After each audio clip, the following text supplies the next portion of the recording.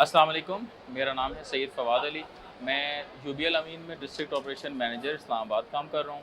ہمارے ساتھ بیٹھے ہوئے ہیں مفتی محمد صادق صاحب، جو کہ شریعہ بورڈ ممبر ہیں یو بی ایل امین اسلامی بینکنگ میں، اور ابھی اسپیشلی کراچی سے تشریف لائی ہیں ہمارے کچھ سوالات کے جواب دینے کے لیے، اسپیشلی اسلامی بینکنگ سے ریلیٹڈ جو کوئی کنفیوژن ہوتی ہے اس کی پریکٹیکل امپلیمنٹیشن ہے، ہم کس طریقے سے اپنی شریعہ پروڈکٹس کو پروموٹ کر رہے ہیں، ایک Islamic banking industry of Pakistan جو ہے وہ کس طریقے سے اسلامی بینکنگ اویئرنیس، یہ جو پوری کیمپین کا ایک اہتمام کیا ہے اور کس طریقے سے اس کو لے کے چل رہی ہے، اس کے لیے ایک دو ہمارے بڑے اچھے سے سوال ہیں جن کے لیے ہم مفتی صاحب کا پہلے سے شکریہ بھی ادا کرتے ہیں۔ سر، پہلا سوال یہ کہ اسلامک بینکنگ جو ہے وہ ربا کو اوائڈ کرتی ہے، ایک انٹرسٹ فری بینکنگ دے رہی ہے، تو یہ کس طریقے سے پروموشن اس کی ہو رہی ہے اور سوسائٹی کو اس سے کیا بینیفٹ ہے؟ سوسائٹی ربا کو کس طرح اوائڈ کر سکتی ہے؟ بسم اللہ الرحمن الرحیم۔ دیکھیں، ربا ایک ایسی چیز ہے جس کے بارے میں قرآن کریم میں اللہ تعالیٰ سے جنگ کے مترادف اسے قرار دیا گیا۔ تو جس سوسائٹی میں ربا ہو، جس سوسائٹی میں سود ہو، وہ سوسائٹی کبھی ترقی نہیں کر سکتی اور اس میں کبھی فلاح نہیں آ سکتا۔ تو یہ کسی بھی سوسائٹی سے ربا کو ختم کرنا یہ ہم سب کی ذمہ داری ہے، ایک شہری کے، ایک مسلمان ہونے کی حیثیت سے، کہ ہم سوسائٹی سے بھی ربا کو ختم کریں اور اپنی زندگی سے بھی ربا کو ختم کر سکیں۔ اب ہم اپنی سوسائٹی سے ربا کیسے ختم کر سکتے ہیں؟ تو سب سے پہلے ہمیں اپنی جتنی بھی مالیاتی ہمارا نظام ہے، بینکنگ ہے، یا جو بھی ہم بینکنگ کرتے ہیں، فائنینشیل ہم جتنی بھی سروسز لیتے ہیں، وہ سب سود سے پاک ہمیں لینی چاہیے۔ اور اس کے ساتھ ساتھ ہمیں اپنی بیداری اور ایک آگاہی کی مہم پھیلانی چاہیے، اویئرنیس پھیلانا چاہیے، کیونکہ ہمارے بہت سارے دوست، ہماری سوسائٹی کے اکثر لوگ اس بات سے ناواقف ہیں کہ اسلامک بینکنگ ایک حقیقت ہے اور وہ بہت اچھے طریقے سے ربا کے بغیر آپ کی تمام سروسز اور تمام ضروریات، جو آپ کی فائنینشیل ضروریات ہیں، وہ اسلامی بینکنگ کے ذریعے آپ کو مہیا کی جا رہی ہیں اور بالکل کامیاب ہے، اور تمام آپ بلا کسی تکلیف کے، بغیر کسی پریشانی کے آپ تمام سروسز حاصل کر سکتے ہیں۔ تو اس کے لیے، اس اویئرنیس کے لیے، یہ ایک بہت اچھا انیشیٹو ہے اسٹیٹ بینک کا، اسلامی بینکنگ انڈسٹری آف پاکستان کا، اور اس طرح کے اور بھی سیشنز کراچی میں بھی ہوئے ہیں اور یہ آئندہ بھی جاری رکھنے چاہیے۔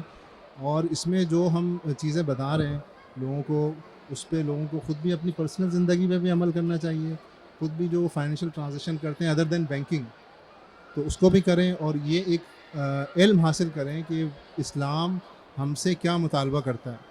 کیونکہ دیکھیں، ہم یہ سمجھتے ہیں کہ اسلام نام ہے صرف روزہ نماز کا، حالانکہ اسلام صرف اس کا نام نہیں ہے، بلکہ اسلام ہم سے پوری زندگی کے بارے میں مطالبہ کرتا ہے کہ آپ جب کوئی فائنینشیل ڈیلنگ کریں تو اس میں بھی ربا سے بچیں، قمار سے بچیں، غرر سے بچیں۔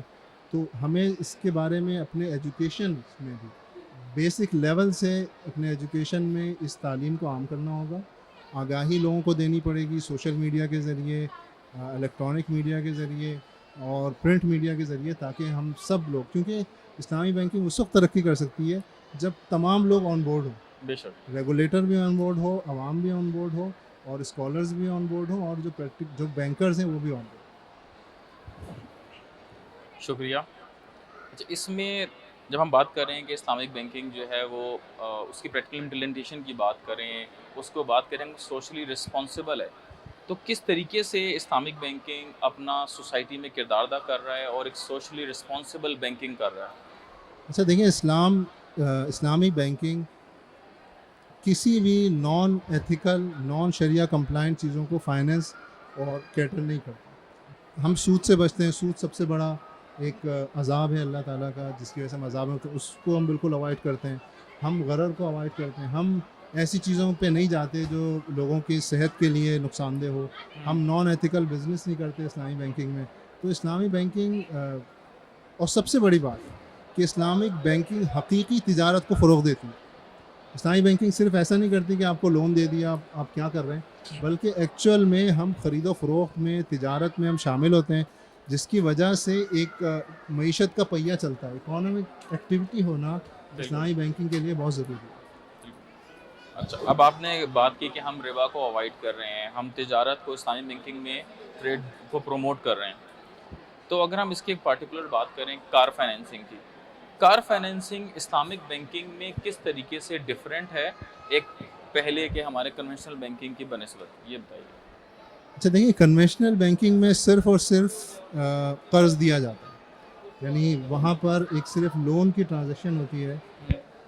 کنوینشنل بینک کسٹمر کو لون دیتا ہے اور وہ اس سے گاڑی خرید لیتا ہے. گاڑی اس کی اپنی ہوتی ہے، سارا رسک ساری ذمہ داری اس کی اپنی ہوتی ہے، صرف بینک لون دیتا ہے، قرض دیتا ہے.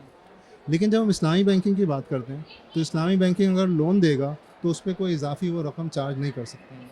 تو اس لیے ہم کبھی بھی قرض نہیں دیتے، بلکہ ہم پارٹنرشپ کی بنیاد پر بینک اور کسٹمر مل کر ایک گاڑی خریدتے ہیں اور بینک اپنا حصہ کسٹمر کو کرائے پر دے دیتا ہے اور کسٹمر ہر مہینے اس کا کرایہ بھی ادا کرتا رہتا ہے اور ہر مہینے پابندی سے کچھ یونٹس بھی اس گاڑی کے خریدتا رہتا ہے.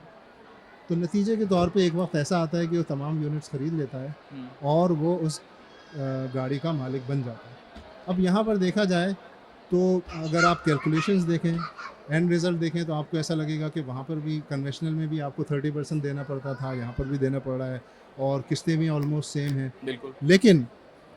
لیکن جب آپ اس کے ایگریمنٹس کی بات کرتے ہیں، اس میں رسک کی بات کرتے ہیں، اونرشپ کی بات کرتے ہیں، تو آپ کو بہت بڑا ڈفرینس دونوں میں سامنے نظر آئے گا. کنونشنل بینک اسلامی اس گاڑی کا کوئی رسک کسی بھی لمحے پر نہیں لیتا. اگر کسی بھی وقت وہ گاڑی تباہ ہو جائے، ضائع ہو جائے، تو سارا کا سارا رسک کسٹمر کا ہے اور کنونشنل بینک اس سے لون کا پورا مطالبہ کرے گا. لیکن اسلامک بینکنگ میں اس گاڑی کا مالک بینک ہوتا ہے، اسلامک بینک ہوتا ہے، اور کسٹمر بھی مالک ہوتا ہے، دونوں پارٹنر کے طور پہ کام کر رہے ہوتے ہیں. تو جس طریقے سے اونرشپ بڑھتی جاتی ہے، جو اونرشپ جس وقت بھی ہوتی ہے اس حساب سے دونوں رسک برداشت کرتے ہیں.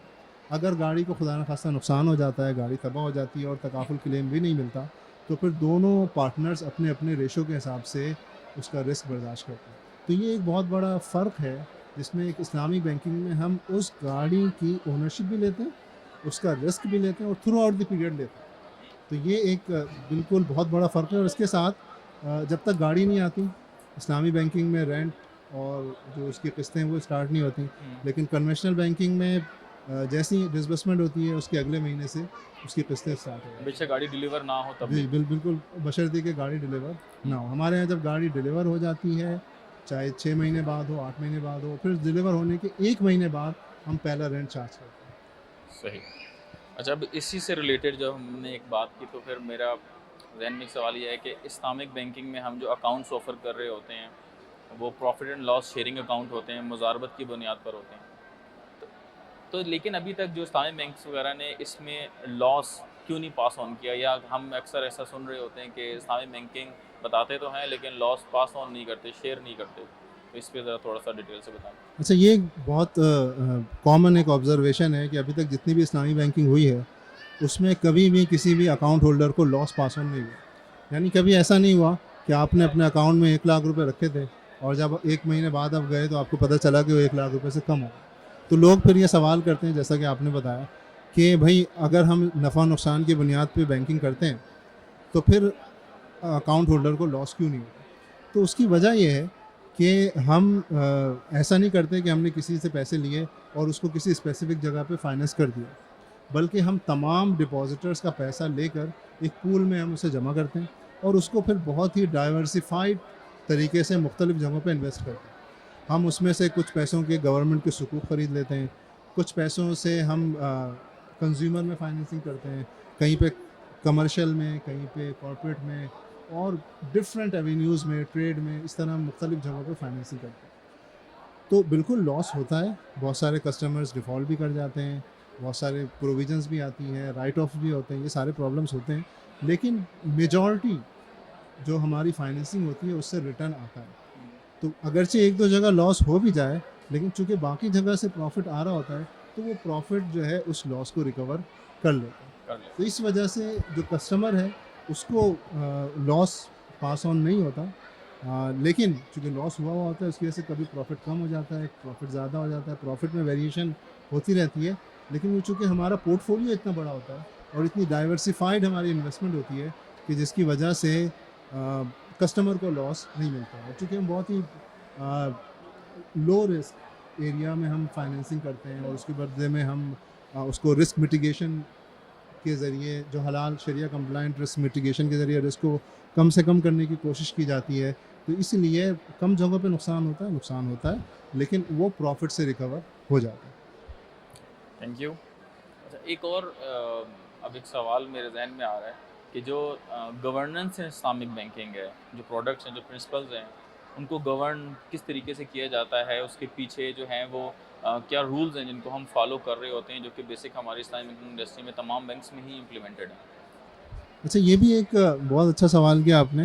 یہ بھی ایک بہت لوگوں کا کنسرن ہے کہ ٹھیک ہے آپ نے سارے پرنسپلز بتا دیے کہ بہت اچھے طریقے سے ہم مضاربہ کرتے ہیں, مشارکہ کرتے ہیں, ہم رسک بیس کر رہے ہیں, شریعہ کمپلائنٹ کر رہے ہیں, لیکن لوگ ہم سے یہ پوچھتے ہیں کہ کیا واقعی اس پہ امپلیمنٹیشن ہو رہی ہے نہیں ہو رہی, کیا واقعی اس طرح کی بینکنگ ہو رہی ہے نہیں ہو رہی. تو اس کے لیے ایک اسٹیٹ بینک نے شریعہ گورننس فریم ورک ایشو کیا ہوا ہے جس میں مختلف اسٹیک ہولڈرز کی مختلف ذمہ داری لگائی گئی ہے. سب سے پہلے جو برانچ مینیجر ہے, جو بزنس سائڈ ہے, وہ رسپانسبل ہے کہ وہ شریعت کے مطابق کام کرے. پھر اس کے بعد شریعہ کمپلائنس ڈپارٹمنٹ ہے, پھر شریعہ آڈٹ ڈپارٹمنٹ ہے, پھر ایکسٹرنل شریعہ آڈٹ ڈپارٹمنٹ ہے, پھر ایس بی پی کی انسپیکشن ٹیمز ہیں, اور اس کے ساتھ ساتھ شریعہ بورڈ کا اوور سائٹ اور اس کی چیکنگ وغیرہ بھی ساتھ ساتھ چلتی رہتی ہے. تو ان سب چیزوں سے اس بات میں ایک نہیں بلکہ کئی چیکس لگائے گئے ہیں اور اس بات کو انشور کیا گیا ہے کہ جو کچھ لکھا ہوا ہے اسی طرح ہو اور اسی پر عمل ہو. اگر کوئی چیز ہائی لائٹ ہوتی ہے آڈٹ میں, کمپلائنس ریویو میں, تو پھر وہ بورڈ تک جاتی ہے, اسٹیٹ بینک تک اس کو ہم رپورٹ کرتے ہیں اور پھر ہم اس کے لیے مزید کنٹرول لگاتے ہیں. تو ایک آن گوئنگ پروسیس ہے جو کہ چلتا جا رہا ہے, اور الحمدللہ یہ ایک کسی بھی کسٹمر کے لیے یہ بات کافی اطمینان کے باعث ہونا چاہیے کہ یہ ایک پراپر ریگولیشن کے تحت کام ہو رہا ہے اور گورننس کے تحت کام ہو رہا ہے. اور اس میں جس طرح فائنینشلی آپ اس بات کو محفوظ سمجھتے ہیں کہ آپ کا پیسہ کے ساتھ فراڈ نہیں ہوگا اور وہ کوئی لے کے بھاگے گا نہیں, تو اسی طرح آپ کو اس بات پہ بھی بالکل یقین رکھنا چاہیے کہ جتنے بھی پرنسپلز ہیں اس پہ حتی الامکان عمل کیا جائے. Thank you. ایک بڑا کامن سا کوسچن ہے کہ بیسک ڈفرینسز کیا ہیں ہمارے اسلامک بینکنگ میں اور کنونشنل بینکنگ میں. کچھ کی ٹپس بتا دیں, کچھ کی پوائنٹس جو ہمیں ڈفرینشیٹ کرتی ہے. دیکھیں اسلامک بینکنگ ایک فیتھ بیس بینکنگ, ہم ایک یقین کے ساتھ بینکنگ کرتے ہیں اور وہ تمام کے تمام شریعہ پرنسپلز پر مبنی ہے. اور جو کنونشنل بینکنگ ہے وہ مین میڈ پرنسپلز پر ہے. اور اسلامی بینکنگ میں جتنی بھی چیزیں جس سے اللہ اور اللہ کے رسول نے منع کیا ہے, اور اس میں غرر ہے, اس میں قمار ہے, اس میں سود ہے, ان تمام چیزوں سے بچا جاتا ہے. اور کنونشنل بینکنگ میں ان میں سے کسی بھی چیز کا خیال نہیں رکھا جاتا. اسلامک بینکنگ میں ہم کسی کو اگر قرض دیتے ہیں, پہلی بات تو ہم قرض دیتے ہیں, اگر ہم دے بھی دیں تو ہم اس سے کوئی ایکسٹرا چارج نہیں کرتے. لیکن کنونشنل بینکنگ قرض دے کر اس پہ نفع لیتا ہے. اسلامی بینکنگ میں ہم رسک کو برداشت کرتے ہیں, ایسٹ بیسڈ بینکنگ کرتے ہیں. ہم کوئی چیز یا تو بیچتے ہیں یا اسے رینٹ پہ دیتے ہیں. جو چیز بھی ہم رینٹ پہ دیتے ہیں یا بیچتے ہیں اس کی ہم اونرشپ لیتے ہیں اور اس کا رسک لیتے ہیں. تو یہ Islamic banking risk based banking. اس میں اگر آپ کہیں سے پروفٹ کما رہے ہیں, کہیں رینٹل کما رہے ہیں, تو اس کا پورا رسک آپ نے as a bank as a owner لیا ہوا ہے. بالکل. بہت بہت شکریہ مفتی محمد صادق صاحب آپ کا کہ آپ کراچی سے آئے, آپ نے ہمارے لیے ٹائم نکالا, اسلامک بینکنگ اویئرنیس کیمپین کا حصہ بنے اور کچھ امپورٹنٹ سوالات پہ آپ نے ہماری آگاہی فرمائی. جی بہت شکریہ. السلام علیکم ورحمۃ اللہ.